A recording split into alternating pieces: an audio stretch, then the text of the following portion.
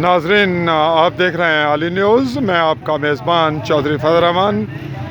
پاکستان کے زیر قبضہ کنٹرول آزاد کشمیر کے ضلع بھمبر کی تحصیل سمانی اور کے بالکل آخری سرحدی علاقہ چاہی میں ٹیپو شہید ویلفیئر سوسائٹی سمانی کی جانب سے راشن تقسیم کیا جا رہا ہے.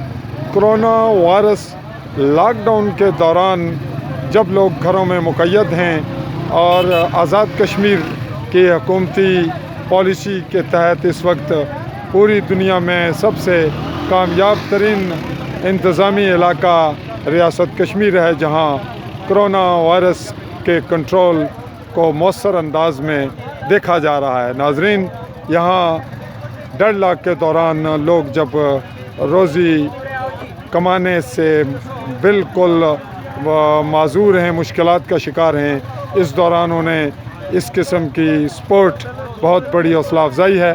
ناظرین، یہاں بالکل آپ کے سامنے یہ منظر ہے، چاہی کا یہ مقام ہے اور LOC کے بالکل آخری گھروں کے بالکل قریب تر ہیں.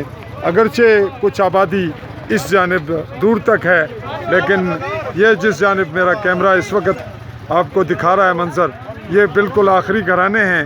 یہ جو آپ کو زوم کر کے ہم نے دکھائے، یہ بالکل آخری گھرانے ہیں. یہ جو آپ نے دیکھے، یہ بالکل آخری، اور اس کے بعد وہ جو ہائٹ آپ اگلے پہاڑ دیکھ رہے ہیں، یہ انڈین آرمی کے مورچے ہیں. اور ناظرین، یہ جو پہاڑی آپ دیکھ رہے ہیں جہاں پہ اس وقت کیمرہ آپ کو دکھا رہا ہے، یہ ناظرین مجھ صحافی چودھری فضل الرحمان کا گھر ہے آبائی. یہ جو بالکل میدانی پہاڑی سا علاقہ نظر آ رہا ہے. ناظرین، چاہی کا بالکل یہ سمٹتے ہوئے پہاڑوں دونوں کا جو سنگم ہے، یہ سمانی شہر ہے. اس وقت بالکل یہاں پہ ٹیپو شہید ویلفیئر سوسائٹی کی جانب سے LOC کے متاثرین جو جنگی حالات میں بھی متاثر رہتے ہیں اور اس وقت لاک ڈاؤن کے حوالے سے بہت زیادہ متاثر ہیں، ان کے لیے راشن کی تقسیم، جس میں مخیر حضرات کی شمولیت کے باعث یہ حکومت کو بھی سپورٹ ہے اور اسلامی جذبہ بھی ہے، انسانی تقاضے بھی ہیں. ناظرین، میں صحافی چودھری فضل الرحمان آپ سے مخاطب ہوں. اللہ حافظ.